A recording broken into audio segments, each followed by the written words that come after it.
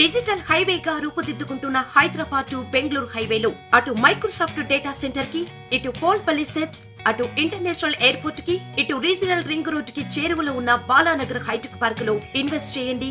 భవిష్యత్తు బంగారుమయం చేసుకోండి. Contact number 8500155255.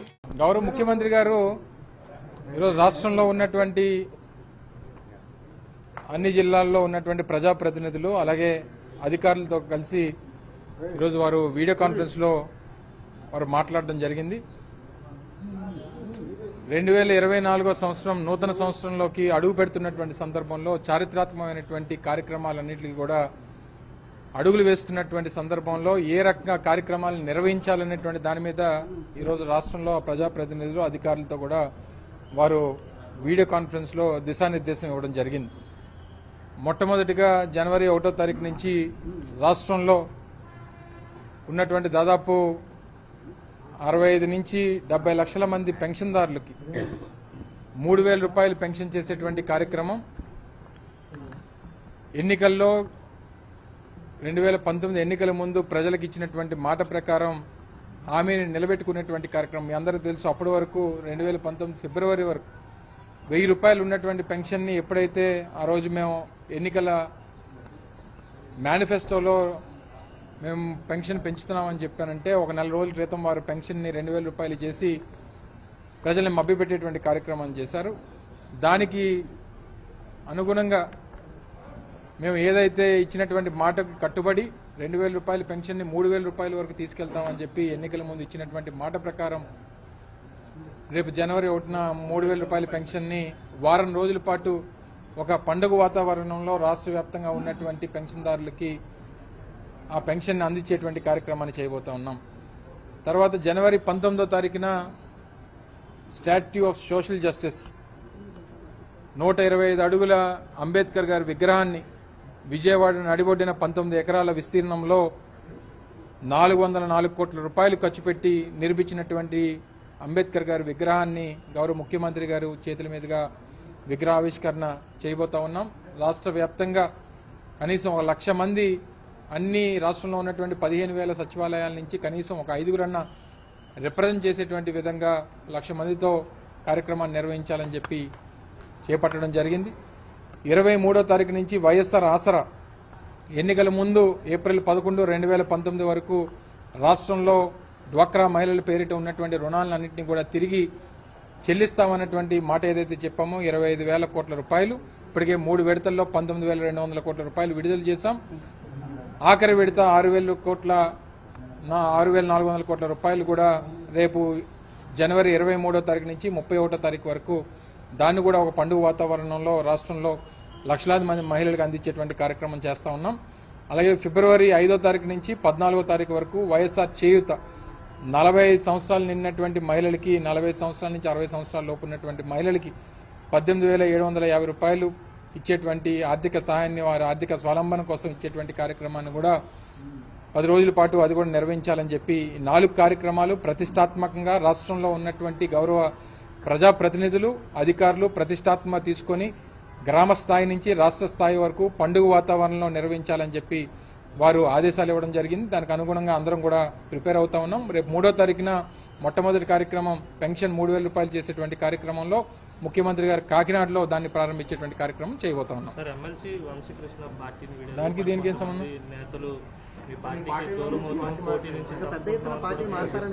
ఎవరు మారుతున్నారు? ఆయనే చెప్పాడు కదా, పోటీ చేయడం కోసం మారానని చెప్పి. జగన్మోహన్ రెడ్డి గారు నాకేం అన్యాయం చేయలేదు, జగన్మోహన్ రెడ్డి గారు నాకు అంత బాగానే చూసుకున్నారు, జగన్మోహన్ రెడ్డి గారు నాకు అన్ని రకాలుగా నాకు అండగా నిలబడ్డాడు అనేటువంటి మాట చెప్పాడు. సీట్ ఇవ్వకపోతే నేను మారిపోతానంటే దానికి నేనేం సమాధానం చెప్పాలి చెప్పండి? ఆయన క్లియర్ గా నిన్న మీ మీడియా సోదరులతో మాట్లాడుతూ ఏం చెప్పాడు చెప్పండి? నేను కేవలం ప్రత్యక్ష రాజకీయాల్లో ఉండడం కోసమే పార్టీ మారానని చెప్పాడు తప్ప జనసేన సిద్ధాంతాలు లేదా పవన్ కళ్యాణ్ గారి ఆ ఆలోచన విధానంతోనూ నేను పార్టీ మారినట్టు ఎక్కడ చెప్పినట్టు నేనైతే చూడలేదు. నేను మొన్న కూడా మాట్లాడని చెప్పాను, నేను బహుశా వంశీ గారు ఇటువంటి నిర్ణయం తీసుకుంటారని చెప్పి నేను అనుకోవట్లేదు. ఒకవేళ తీసుకుంటే మాత్రం రాజకీయంగా ఆత్మహత్యలే తప్ప హత్యలు ఉండవు అనేటువంటి మాట చెప్పాను. ఆయన రాజకీయంగా ఆత్మహత్య చేసుకున్నట్టే అనేటువంటిది నా అభిప్రాయం. స్థానం కూడా మారబోతుంది, మంత్రికి స్థానచలనం కలగబోతుందని వార్తలు వస్తున్నాయి. అది మీరు నేను కాదు కదా నిర్ణయించేది, జగన్మోహన్ రెడ్డి గారు నిర్ణయిస్తారు. నేను మొదటి నుంచి ఒకటే చెప్పాను, అమర్నాథ్ని మార్చినా అమర్నాథ్ని ఖాళీగా ఉంచినా మేము జగన్మోహన్ రెడ్డి గారి కోసం జెండా పట్టుకొని తిరుగుతాం తప్ప అన్ని మూసుకొని ఇంట్లో కూర్చునేటువంటి రకం కాదు. జగన్మోహన్ రెడ్డి గారు చాలా క్లియర్గా చెప్పారు, 175 మంది అభ్యర్థుల కోసం నేను ఆ రాష్ట్రంలో ఉన్నటువంటి 5,30,00,000 మంది ప్రజల్ని పణంగా పెట్టలేను. 30 మందో 40 మందో 50 మందో బాధపడతారని చెప్పి 5 కోట్ల మందిని నేను బాధ పెట్టేటువంటి పరిస్థితిలో నేను లేను. నాకు రాష్ట్ర భవిష్యత్తు, రాష్ట్రంలో పేదవాడి తాలూకా భవిష్యత్తు, వారి సంక్షేమం, రాష్ట్ర అభివృద్ధి నా ముఖ్యం తప్ప ఒక్కొక్కరిద్దరు ఎవరైనా బాధపడినా వారికి మంచి చేసేటువంటి కార్యక్రమం రేపు మళ్ళీ అధికారంలోకి వచ్చినప్పుడు చేస్తాం తప్ప ఎవరు కూడా కేవలం సీట్లు ఇస్తేనే మేము తిరుగుతాం, సీట్లు ఇస్తేనే మేము పనిచేస్తాం అనేటువంటి మాట బహుశా నాకు తెలిసి ఇక్కడ ఉన్నటువంటి వైఎస్ఆర్ కాంగ్రెస్ పార్టీలో ఎవరున్నారో ఒకలా అటువంటి ఆలోచన ఎవరైనా ఉంటే వాళ్ళు వెళ్ళిపోతేనే మంచిది అనేటువంటిది నా అభిప్రాయం. మార్పులు చేర్పుల వల్ల ఎన్నికల్లో ఏమవుద్ది మార్పులు చేర్పుల వల్ల ఏమవుద్ది చెప్పండి. అక్కడ ఉన్నటువంటి పరిస్థితులు, రాజకీయ సమీకరణలో అక్కడ ఉన్నటువంటి సామాజిక పరిస్థితులు, పార్టీకి ఉన్నటువంటి ఆలోచన విధానాల్లో కొన్ని మార్పులు చేర్పులు చేస్తుంటారు పార్టీ. జగన్మోహన్ రెడ్డి గారు ఆ నాయకుడిగా, పార్టీ రాష్ట్ర అధ్యక్షులుగా, జాతీయ అధ్యక్షులుగా ఆయన నిర్ణయాలు తీసుకుంటారు. అది ప్రజలు స్వాగతిస్తారని చెప్పి మేము బలంగా నమ్ముతా ఉన్నాం. సో నమ్మేటువంటి ప్రక్రియలో డెఫినెట్ గా తీసుకున్నటువంటి నిర్ణయాల వల్ల పార్టీకి మంచి జరుగుతుందనేటువంటిది నా అభిప్రాయం. ఏ పార్టీ? జనసేన పార్టీయా, తెలుగుదేశం పార్టీయా? ఏ పార్టీ ఖాళీ అయిపోతుంది? ఇప్పుడు మారిదే. ఇప్పుడు ఏదన్నా మాట్లాడేటప్పుడు కొంచెం ఆలోచన చేసి ప్రతిపక్షాలు మాట్లాడితే బాగుంటాయి. ఇప్పుడు వారు క్లియర్గా వెళ్ళిపోతున్న వాళ్ళు ఏం చెప్పారు, మాకు సీట్లు ఇవ్వట్లేదు కాబట్టి వెళ్ళిపోతున్నాం అని చెప్పారు. మాకు ఉన్నటువంటి ఎమ్మెల్యేలు మేము సస్పెండ్ చేశాం.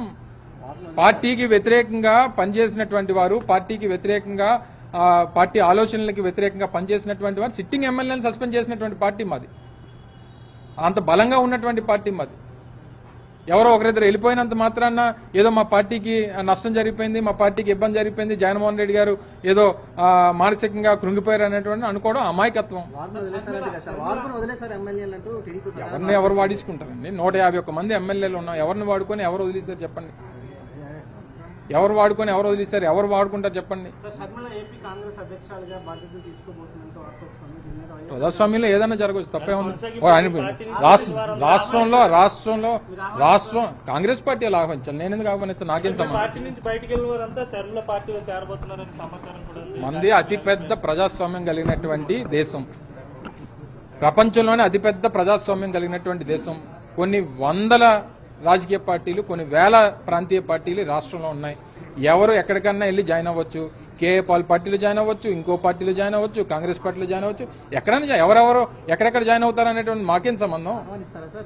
మేమెందుకు ఆహ్వానిస్తాం? ఎవడ వెళ్ళి ఎక్కడ జాయిన్ అవుతారు మాకేంటి సంబంధం?